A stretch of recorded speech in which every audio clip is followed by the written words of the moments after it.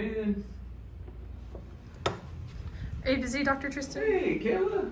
How are you? Come on in, take a seat. I'm just working on stuff, waiting for students to drop by. Remember, you can call me Adam. How you doing? I'm good. I just read the beginning of chapter 6, Yeah. and it's like it's supposed to be clicking, but it's just not. Yeah. Yeah, that's no problem. I have plenty of time to work on this with you. Your first section is column 362, right? Yes. Section 1? Yeah. Yeah. All right, let's see here. Can you tell me what you know already? Well, I missed that class, so maybe you just do like a quick little rundown for me. Okay, sure.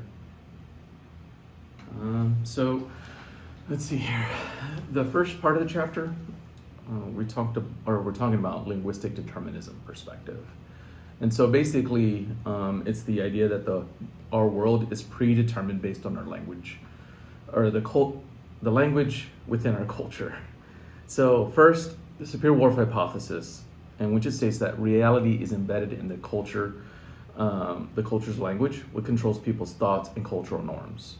So to illustrate this, let's talk about the Aborigines in Australia. So precise directions are so important to that culture that they have no words for left or right. Like none? Yeah, none. They use north, south, east, west when giving directions. So for example, let's just say there's something on your face. So their language would say, you have something on your northeast side of your face. To compare to our culture, if I asked you, Kayla, how are you? Well, how would you reply? I'm good. Right, but you're not telling me the direction you're headed in, right? Mm-hmm.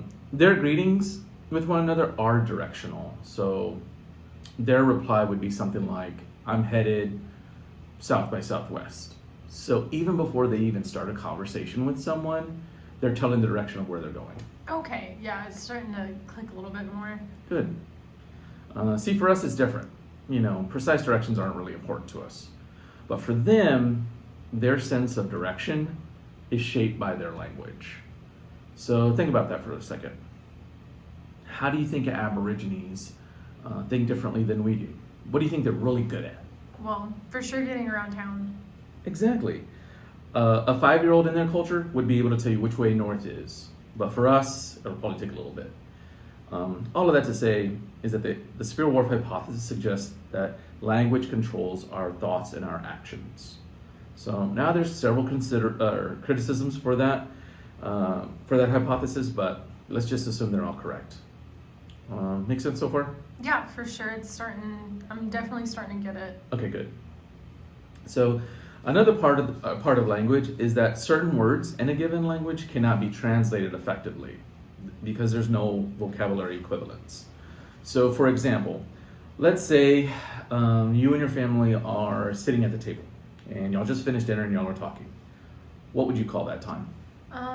Definitely like hanging out or just talking or conversating. Yeah. But you had to use a whole bunch of words to describe that, right? Well, in Spanish, it's called la sobremesa, which means upon the table.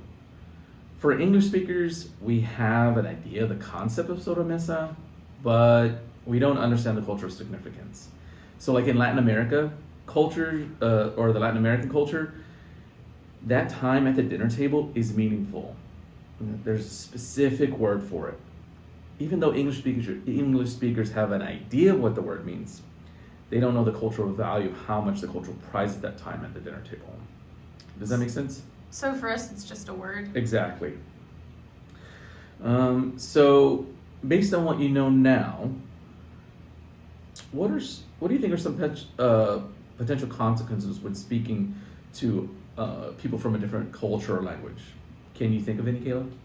Well, for sure I would say assuming miscommunication and not understanding the cultural significance of that language. Exactly. But in the end, people use words to create meaning in one another, but sometimes that doesn't work out, especially in intercultural communication.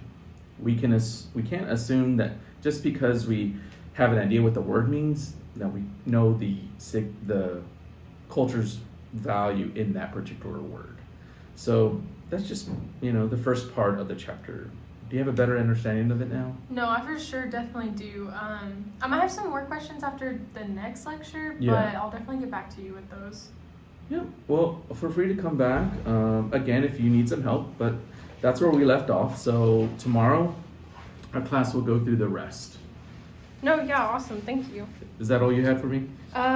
Yes, thank you, Adam. Again, sorry for interrupting. You're welcome. No bother at all. This time is for you. So have a good rest of your day, okay? Yeah, for sure. You too. Bye. Bye.